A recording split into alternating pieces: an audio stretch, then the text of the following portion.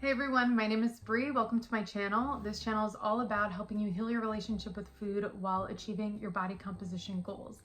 I'm a dietitian from Brooklyn, New York, and today I'm going to share with you something that I did in my journey and that I do with a lot of clients to help them regain control over food and over binging.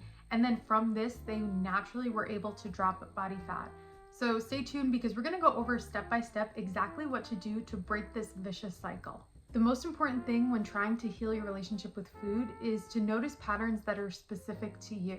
Most binges come on from an emotional reaction, but here's the thing, not every emotion evokes the same response.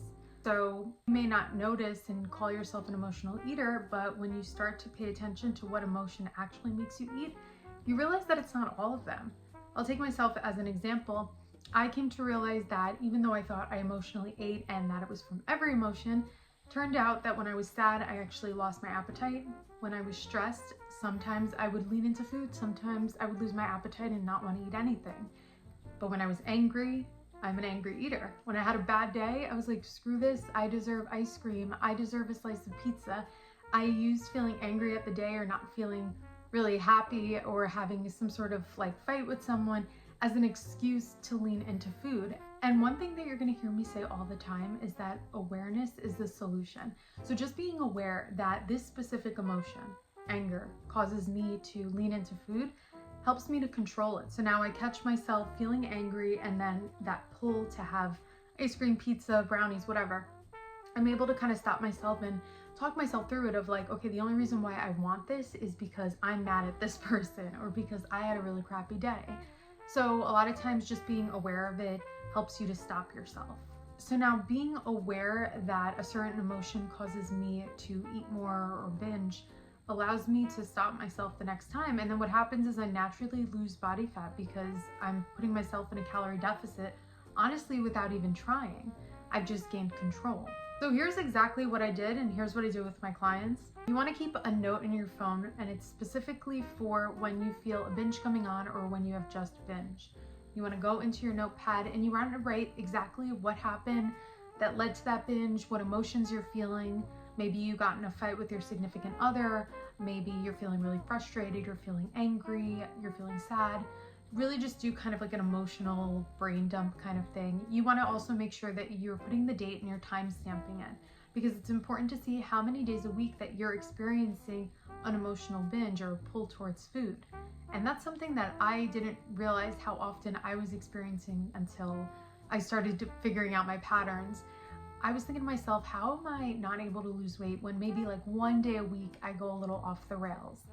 Come to find out, it was more than one day a week, and when you have multiple days a week, even one day a week, honestly, you can ruin your progress if you have goals of losing body fat or building muscle or whatever. So it opens your eyes a lot. And then from there, once you have about 2 weeks of data where you're tracking 2 weeks of anytime you have a binge, what you're feeling, etc., you want to reflect on it and you want to come up with some sensible solutions. So maybe I look and I notice that my pattern is that I stress eat. I'm actually gonna give you guys 2 examples and some possible solutions for each example. The first one is got into an argument with my mom, feeling very frustrated and angry and have a very strong pull to eat anything. Ended up having a brownie with ice cream and then spent the next hour nervously picking on foods, mainly sweets. So in this case, just by writing down that having that argument and feeling frustrated made me eat, the next time that I have an argument or I'm feeling angry, I might be able to control it because I'm able to say, you know what? I know that this is my pattern. I'm not going to let myself lean into food because that's not changing the situation. It's not changing the way I feel. It's just a reaction and it's a coping mechanism. But let's say I'm aware that I'm leaning into food and I'm aware that it's because I'm feeling emotional and angry, but I'm still going to have that food anyway. And I'm like, you know what? I deserve this. I've had a rough day. I got into a fight with so-and-so, I'm gonna have it regardless. The best thing that you can do is try to practice any kind of control in that moment. So instead of having sweets in the house, remove yourself from the house.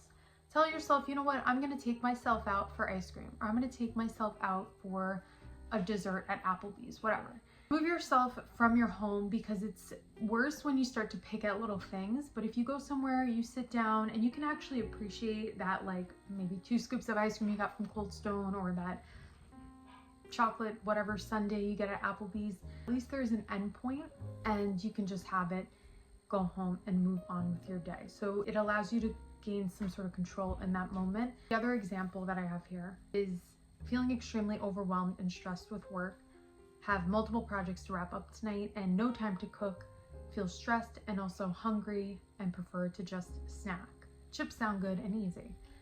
So in this case, it's not that there's no emotional eating behind this, but I think it's more so a lack of like preparation and resources in the house. So if you're someone that tends to work from home, you work late, you find yourself getting really stressed, and the idea of cooking or ordering a healthy meal is stressful because it's taking more time out of your life, then you need to always have quick and easy healthy options in the house so that you can just reach for those. So that would be the solution there. Making sure that you have the Quest protein chips. So if you want chips, you have an option. Making sure you have quick proteins like rotisserie chicken, maybe the steam and bag rice, steam and bag vegetables, things that are very quick and easy to put together if you want to have a proper meal, and always trying to lean more into protein. And this is a case where, yes, you are experiencing a certain level of emotional eating, but the solution isn't so complex. It's more so just like being prepared. So I hope that this helps someone. Stay tuned for the next video, and thanks for stopping by.